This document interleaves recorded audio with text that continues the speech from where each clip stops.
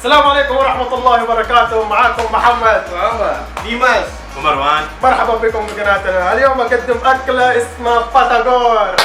صاحبي ديماس جاب ديماس عشان نطعمها ونعطيكم رأينا فيها.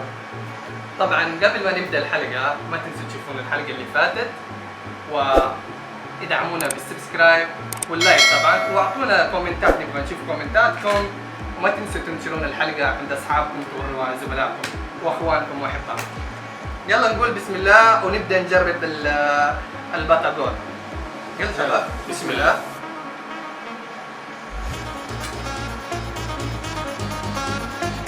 Cobain. Oke. Ini kemarin ada jauh-jauh nih dari Bandung nih. Masya Allah. Terima kasih ya masih. Ini Sekali kalian lagi, terima kasih. sama-sama Mas. Ada biarin. Ini ada pangsitnya, ini ada tahunya. Ini kita punya apa? Lemon ya. Nah, biasanya dikasih sama lemon juga. Jadi biar ada asam-asam segar-segar. Ya, salam. Nah, ini ada dalamnya itu ada racikan dengan gabungan ikan biasa, ikan tenggiri ya, Wan, ya. Pakai ikan tenggiri. Ya. Muhammad kalau nggak salah kurang begitu suka tofu ya, tahu ya. Tapi cobain, mungkin ini lebih berbeda rasanya. Coba dicoba. Aneh juga sih kalau itu apa? Tahu kurang. Kurang apa? Iya kurang. Kenapa? Kalau tempe ya lumayan sih, Oh. enak suka dengan. Tapi ini teksturnya enak, garing, lembut juga dalamnya. Kacangnya juga enak. والله طعمه لذيذ جدا. اللوز هذا الشطه حقتهم هذا باللوز. اللوز فيه له بسباس يعني لا باس، مش مره حار. والله صراحه حلو طعمه الصراحه. وانت ايش رايك يا محمد؟ والله رأيي زين. هذا لكن نحن بنجرب التام. Ini dia sausnya ini ada campuran kacangnya ya, kacang, kecap. طبعا هذه من الاكلات الشعبيه هنا في اندونيسيا بياكلوها في المحلات. شوفوا كيفها مقرمشه حلوه. طبعا هذه اللي داخلها، شوفوا هذا داخلها زي بيطعم زي السمك كذا، فيها طعم سمك. بس صراحه زينه لما تحطها في الصوص باللوز هذا رهيب طعم صراحه. بنجرب دحين اللي هو بالشطه الاندونيسيه، وحطينا فيه يعني بسباس حارق، بسباس ناشف لكنه حار مره.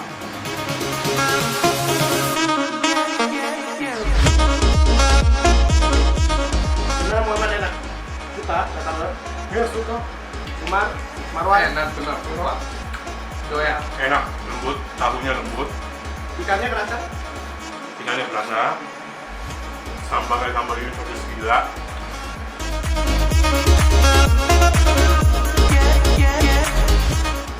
خلينا نجرب هذا الكاهو. انا الصراحه ما احب الكاهو لكن والله لذيذ. ان شاء الله زين. زين. لا ما القهوة انا يعجبني، جرب. ما حبيته. لكن المقرمش هذا طعمه حلو يعني. ايش رايك؟ الكاهو نعم. لا ما هو كذا الصراحه. انا اصلا من اول انا من زمان ما احب الصراحه الكاهو، لكن الباتاغور هذا المقرمش حلو. طبعا التاو هذا من فول الصويا. ايوه من فول الصويا. كيف؟ كذا.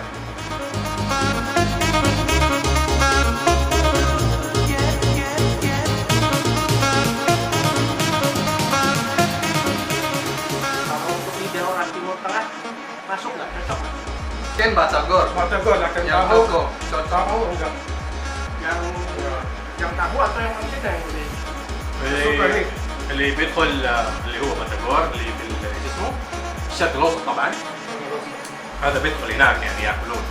يقدر يعني. يمكن هذا والله ما ادري، تاو هذا والله ما ادري. ما اتوقع. لكن انا بالنسبه لي طبعا عشان انا لي فتره طويله في اندونيسيا صراحه يعني لا باس طعمه ويعجبني اللي هو تاو، ما يقول شيء يعني يدخل في لساني طبعا.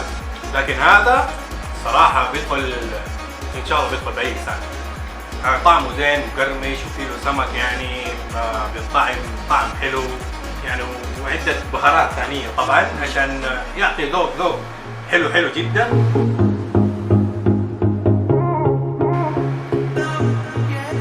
Ayo habisin. لا موجود انت Alhamdulillah kalau cocok sama مستحيل kita. ايش؟ ما له انت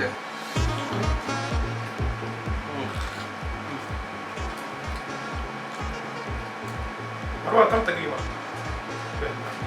هذا تقييمي 7 صراحه. دي 7. انت؟ انا اعطيه البتاغور اعطيه 8 من 10 انا اعطيه 9. لكن هذا اعطيه 3 انا اعطيه 4. أنا بالنسبة لي 6. Menurut ente Dimas berapa poinnya 1 dari 1 sampai 10? Tahu apa namanya batagor dan tahu. Lebih enak mana gitu maksudnya? Enggak poinnya, dari 1 sampai 10 kasih rating. 7 lah. apanya yang 7? Untuk ininya 7. Batagor. Saya Oh, lebih batagor. suka tahunya. Oh, lebih suka tahunya. oh lebih suka tahunya Karena namanya batagor yang khasnya dari ininya tahunya. Dari Kalau tahunya. kalau tidak salah ya, tapi biasanya 2 paket ini. Tapi biasanya kalau ada tahunya nih, batagor itu rata-rata memang apa namanya dari ini. Ya, itu ada paketnya. Dia Pangsitnya, sepaket. pangsit. Sepaket dia paket.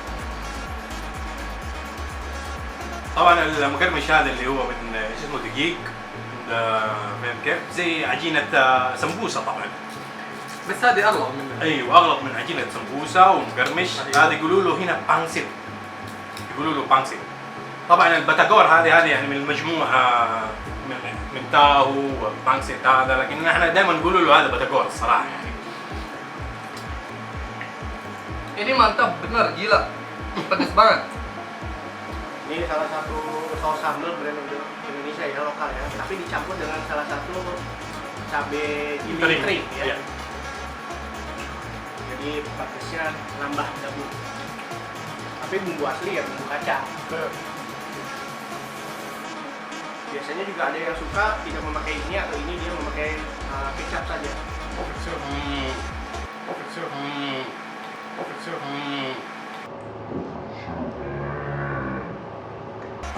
Yang manis tapi mirip Kecap yang hitam. ya kita dari kacang gula. طبعا هذا الصوص هنا يعتبر هذا الصوص زي الكاتشب يعني هناك لما كنا في الدول العربية شطة. او الشطة ايوه. هناك في الدول العربية يعني بتروح بتاخذ من المطاعم وهذا بيدورون على الشطة وعلى الكاتشب، لكن هنا بيدورون هذا الصوص، هذا الصوص حار. يعني انت لو بتروح الاكلات السريعة ما بيعطونك الكاتشب، بيعطونك هذا ايوه الصوص ada الحار. sos ada. Tapi saya lihat sepertinya lebih laris yang pangsit dibandingin batagor yang ada tahunya. هذا ايش هذا اللي شوفه اللي في الطاولة؟ هذا شوية فيه له سمك وبهارات. وهذا كمان ايوه عليها سمك يعني بيضيفون على هذا زي بيلصقون فيها. شوف هي اصلا هذه التاو لكن بيلصقون فيها عليها العجينه هذه او ما ادري ايش هذه فيه له شوية سمك يعني. فيها طعم سمك. ايوه طعم سمك.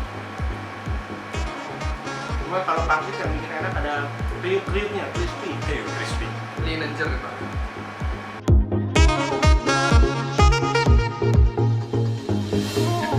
Ninggala, gua apa? Tahunya? Ada doyan ini. Enggak. Enak, sabunnya enak ini enak. Doyan ini. Enggak, habis ini deh. Habis ini ya? Doang, habisin sendiri. Nggak kuat. لكن طبعا لما انتم تشتروها في في المحلات حق بتاغور اللي مكتوب فيها بتاغور هم يقطعون طبعا. يقطعوا التاهو، يقطعوا البانسيت، يحطوا فيها اسمه الشطة اللوز ده باللوز يحطوها لك فيها. طبعا في البلاستيك يحطوا اياها، او احيانا تاكل في المحل نفسه يعطيك اياها في صحن. وطبعا بيضيفوا لك شوية صوص. نكتبوها سوا علشان يسهل الاكل كمان. الناس هنا ما تغمس، يعني زي كذا مرة بياكلوها بالمعلقة أو بالشوك. Alhamdulillah nih guys, kali ini berhasil mempromosikan makanan Indonesia namanya batagor untuk di Timur Tengah. Mudah-mudahan di sana penasaran ya, pada nyari batagor apa sih. Semoga diterima sama mereka semua yang sudah ada di sana, teman-teman, sahabat yang nonton video ini. Dan kalau datang ke sini, ya mudah-mudahan laris manis di orang-orang yang tukang dagang batagor ya. Secara keseluruhan cocok ya, alhamdulillah ya. Kalas, udah kenyang? Udah kenyang? Udah kayaknya cukup. Udah. Nah, ambil aja dulu. اوكي عدنا دحين ثاني مره من جديد. مسألة البتاجور كيف يعني محمد؟ يعني بالنسبة لك انت دحين بعد ما طعمت ايش اسمه؟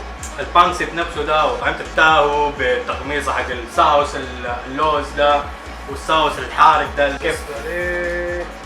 والله بانسيت هذا البانسيت والله لذيذ انه مع الصوص اللوز هذا والثاني يكون حلو، لكن لو التاهو مع اللوز ما يبرك فيه، لكن مع الصوص الاحمر ذاك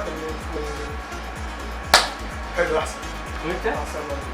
طبعا وش اسمه الباتاجور هذا زي ما قلت لكم صراحة زين لذيذ جدا. انا طبعا التاهو زي ما قلت لكم انا ما احبه كثير، زين الصراحة مع اللوز هذا الصوص اللوز حقه، وهذا من ضمن الاكلات اللي بتعجبني. Karena menurut Dimas sendiri itu yang paling enak ya, yang daerah sana yang Dimas bawa gitu ya. Kalau yang tempat lain batagor yang enak kira-kira daerah mana kalau yang Mas Dimas tahu? Sebenarnya banyak ya enak ya. Cuman yang ini kebetulan saya beli termasuk rekomendasi kawan, enak juga. Sumpah enak. Thanks Semoga banget. kalian suka lah ya. Ya, thanks banget ya. بس banyak. وختاما ننهي هذا حلقة اليوم. طبعا ما تنسوا تشوفوا الحلقة اللي فاتت وتسوون لنا سبسكرايب، ارجوكم توصلوا لنا اول 1000 سبسكرايبرز وتعملوا لنا لايك وكومنت علشان نشوف نحن نقرا كومنتاتكم ونشوف ارائكم وتنشرون الحلقات عند اصحابكم واحبابكم وزملائكم. وما تنسوا تدعمونا. سلام. دوم دائما يدوم.